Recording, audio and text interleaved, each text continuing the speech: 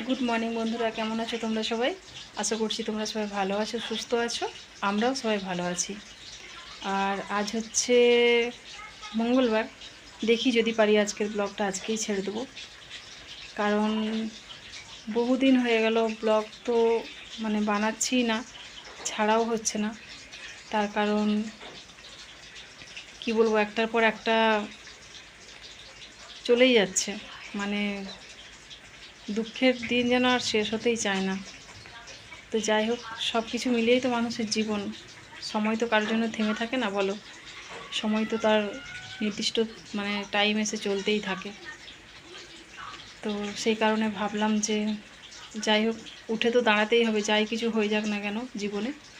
উঠে দাঁড়াতে হবে, আবার পথ চলতে হবে, আবার সব কিছু করতে হবে। কাজ বলো, যাই কিছু বলো না কেন, করতে হবে। তো সেই কারণে আজকে আমার এই ব্লগটা বানানো। আর তোমরা সবাই কেমন আছো?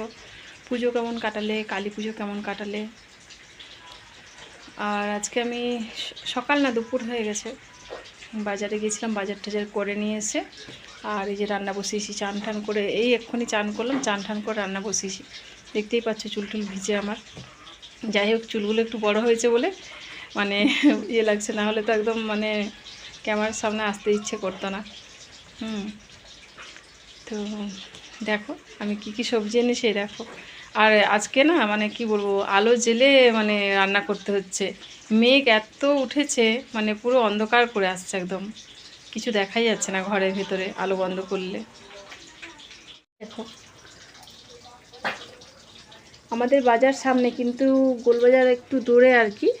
বড় যে বাজারটা সেটা একটু দূরে, কিন্তু কি বলো তো, সেখানে গেলে সবজিগুলোর একটু দাম টাম কম হয়। সামনে সামনে এই কপিগুলো আমাদের এক একটা কপি 80 টাকা করে নিয়েছিল। আর ওখানে গেছিলাম তো, এই দুটো কপি 50 টাকা নিল। দেখো, আর এই যে সবজি, ঝিঙে, উচ্ছে, শশা, বাড়ির যাবতীয় কিছু আর কি, সব নিয়ে আসলাম। নিয়ে এসে আর এই যে রান্না বসিয়েছি। তার কারণ হচ্ছে ছেলেরও ডিউটি ছিল, আর তোমাদের দাদা ভাইয়েরও ডিউটি ছিল। এই যে এখানে আলু পেঁয়াজ টেয়াজ সব। আর এই যে সবজির বাস্কেটে যে ধুয়ে এখানে উবুড় করা আছে। ফ্রিজ একদম পরিষ্কার করলাম, সব কিছু নিয়েছে।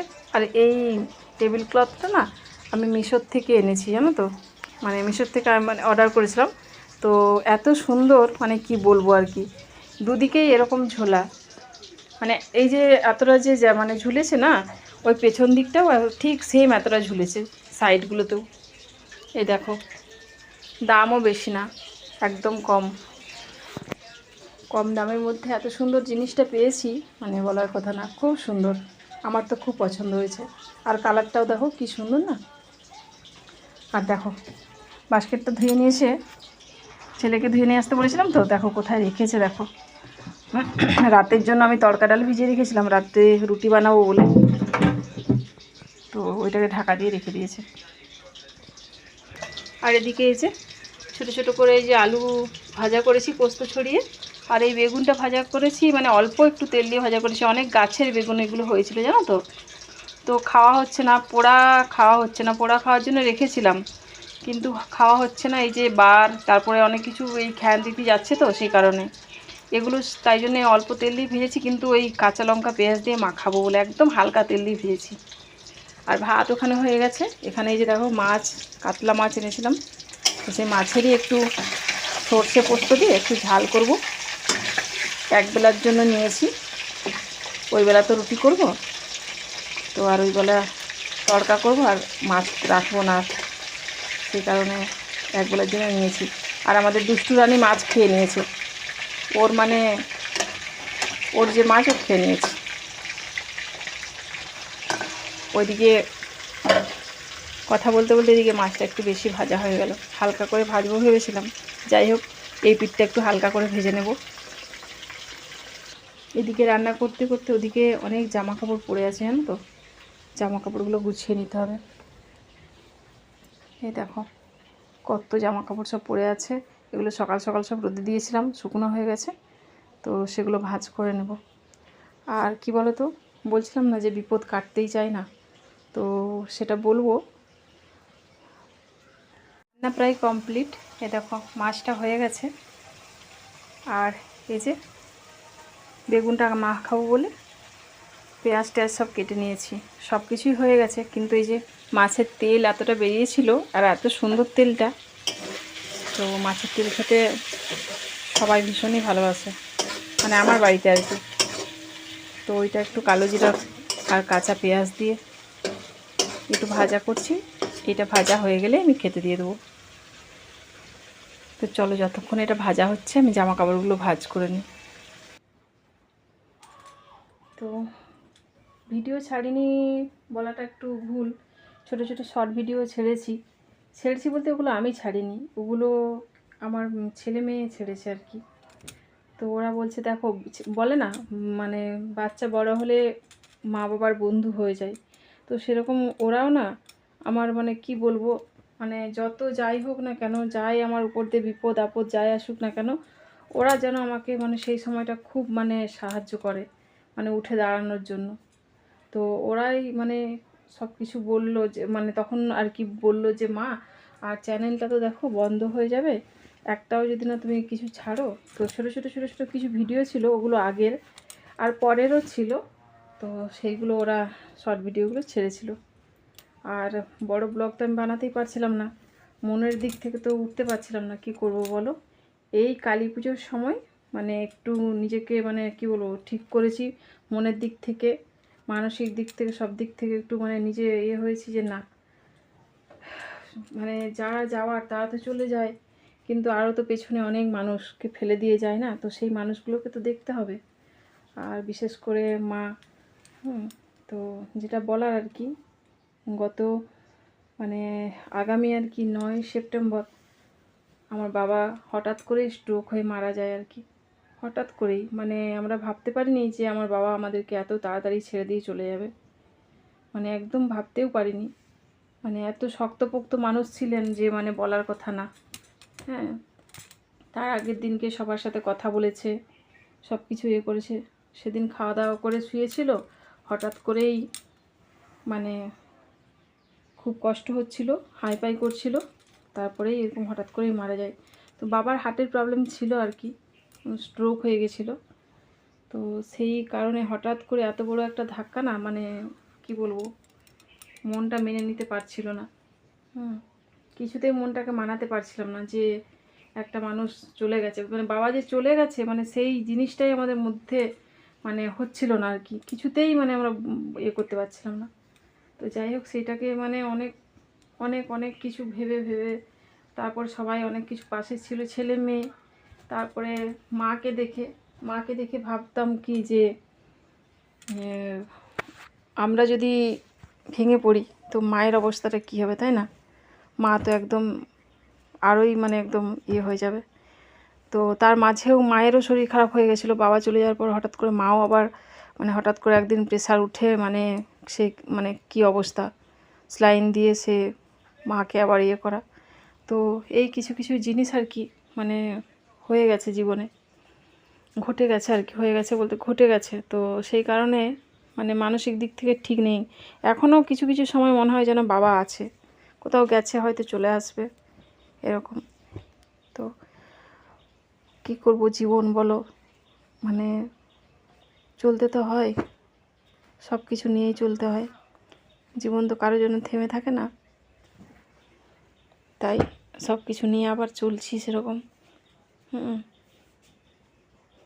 কথা বলতে বলতে মানে কি বলবো, সেই দিনটা মনে হয়ে গেছিলো, তো তাই জন্য মানে গলার থেকে আর মানে কথা বেরোচ্ছিলো না। যাই হোক, সবাই যে যেখানে আছো তোমরা ভালো থাকো।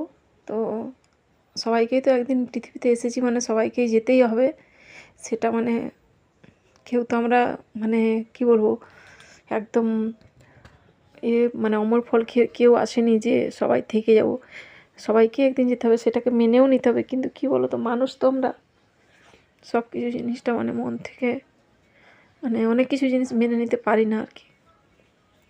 যাই হোক, এইভাবেই চলছি, আর তোমরাও আমার পাশে থেকো। আর কি বলবো, বলার মতো আজকে মানে আর কিছু বলতে পারছি না এই কথাগুলো বলতে যে।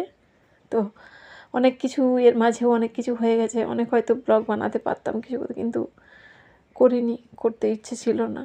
হ্যাঁ, চলো আর বেশি কিছু বলবো না, এটা নিয়ে বললে আরও আমি ভেঙে পড়বো। তো যাই হোক, আচ্ছা একটা জিনিস দেখাই তোমাদেরকে, দেখো এগুলো অনেক দিন এসেছে বলছে কি একটা দাদা ভাই দিয়েছে আর কি গিফট, অনেক দূর থেকে। এগুলো আমেরিকার থেকে একটা দাদা ভাই এসেছিলো, তো 3টে পার্টস এনেছিল,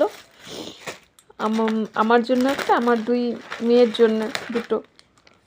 তো এগুলো রেখেছিলাম আমি ব্লগ বানাবো বলে, কিন্তু ঘটনাটা ঘটে গেছে, তার আগে ঘটে গেছে, কিন্তু তারপরেও আমি বানাতে পারিনি আর কি। আর এত সুন্দর এই ব্যাগটা আমি ইউজ করেছি একবার দুবার ইউজ করেছি, ধুইনি এখনও। তো দেখো কি সুন্দর ব্যাগটা। হ্যাঁ, চেনগুলো শুধু দেখো কত সুন্দর, এত সুন্দর।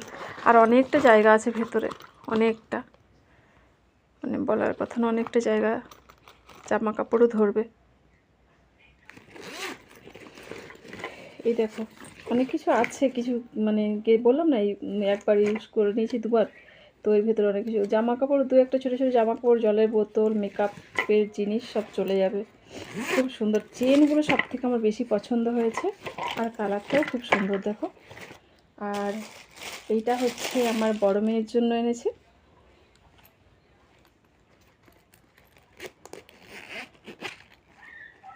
এই যে উনি যখনই আসেন, আমাদের বাড়ি আসেন, এসে দেখা করে যান, আর কিছু না কিছু আমাদের জন্য নিয়ে আসেন। তো চকলেটগুলো এনেছিল, চকলেটগুলো তো আমি আর দেখাতে পারিনি সেই সময়, মানে আমার সেই এটা ছিল না। আর তো এইগুলো দেখাবো বলে রেখেইছিলাম, তুলে রাখিনি, তোমাদের সাথে শেয়ার করবো বলে এগুলো রেখেছিলাম। আর এই দেখো, এটা আমার ছোটো মেয়ের জন্য, কি সুন্দর না? দেখো হরিণটা কত সুন্দর, দেখো ছোট্ট একটা হরিণ আছে এতে, চাবির লকটাতে, খুব সুন্দর। তো তোমরা বলো কমেন্টে কেমন হয়েছে এই ব্যাগগুলো। হ্যাঁ,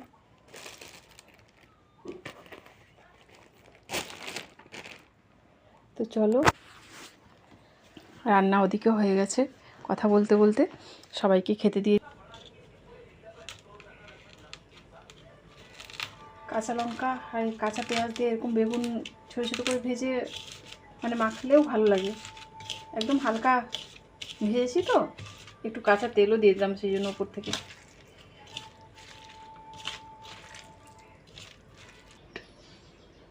তো চলো, আমার সব রান্না তো রেডি হয়ে গেছে, আর খাবারটাও বেড়ে নিচ্ছি।